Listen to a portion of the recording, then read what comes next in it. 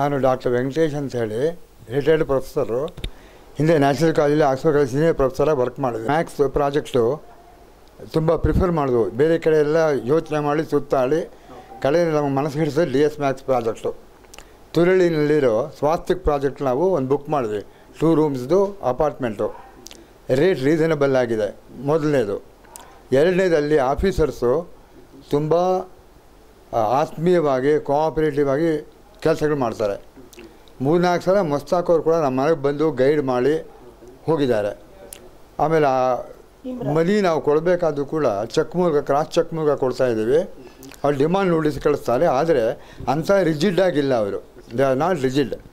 ಅಲ್ಲಿ ಧಾರಾಳವಾಗಿ middle class ಫ್ಯಾಮಿಲಿಯವರಾಗಲಿ ಅಥವಾ ಅಪ್ಪರ್ ಮಿಡ್ಲ್ ಕ್ಲಾಸ್ ಆಗಲಿ DS ಮ್ಯಾಥ್ಸಲ್ಲಿ ಫ್ಲಾಟ್ 2-3 ರೂಮ್ಸ್ದು 2 ರೂಮ್ಸನ್ನು ಧಾರಾಳ ಪ್ರಿಫರ್ ಮಾಡ್ಬೋದು.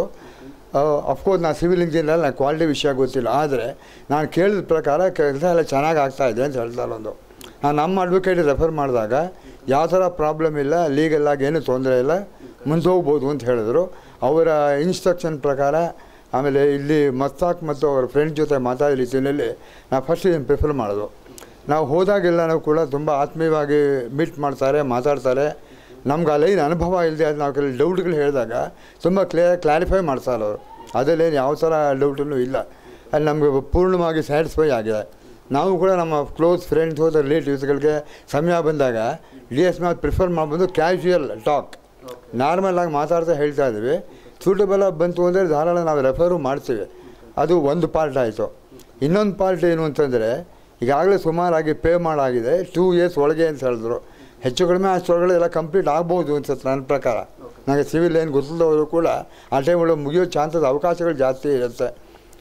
ತುರಳಿನಲ್ಲಿ ಈಗ ಆಗಲೇ 3-4 ಫ್ಲೋರೆಲ್ಲ ಬಂದಿರಬೇಕು, ಕೆಲಸಗಳಾಗ್ತಾಯಿದೆ. ನಮ್ಮ ಗ್ರೌಂಡ್ ಫ್ಲೋರಲ್ಲಿರೋ ನಂಬರ್ 12 ಸ್ವಾಸ್ತಿಕಲ್ಲಿ ಅದನ್ನೂ ಮೀಟ್ ಮಾಡಿದ್ವಿ. ಅಲ್ಲೂ ಕೆಲಸಗಳೆಲ್ಲ ಆಗ್ತಾಯಿದೆ, ನಡೀತಾ ಇದೆ ವರ್ಕು. ನಾವು ನಮ್ಮ ಮಿಸ್ಸಸ್ಸು ಹೋಗಿದ್ವು. ಅವ್ರಿಗೂ ಒಂಥರ ಸ್ಯಾಟಿಸ್ಫ್ಯಾಕ್ಷನ್ ಆಯಿತು ಅಂತ ಹೇಳ್ಬೋದು. ಹಾಗೆ ಯಾವ ಡೌಟ್ ಇದ್ರೂ ಕೂಡ ಕೇಳಿ ನಾವು ಕ್ಲಾರಿಫೈ ಮಾಡ್ತೀವಿ ಅಂತಾರೆ. And highly thankful to DS maths who are strictly service minded persons, not business minded people. ಯಾಕೆ ನಾನು ಸುಮಾರಾಗಿ TV ನಲ್ಲೂ ಕೂಡ ಕೆಲವು ಪ್ರೋಗ್ರಾಮ್ಗಳು ವಿಟ್ನೆಸ್ ಮಾಡಿದ್ದೀನಿ ನಾನು. ಪ್ರತಿಯೊಂದು ಸ್ಟೇಜಲ್ಲಿ ನಮ್ಮ ಗಮನಕ್ಕೆ ಕಂಡು ಬಂದದ್ದು ಏನು ಅಂತಂದರೆ ಹಿ ಎನ್ಕರೇಜಸ್ ಯಂಗ್ಸ್ಟರ್ಸ್ ಒಂಥರ ಓಪನ್ ಮೈಂಡಲ್ಲಿ ನೇರ ಮಾತಾಡಿ ಮಾಡಿ ಸಹಾಯ ಮಾಡ್ತಾರೆ.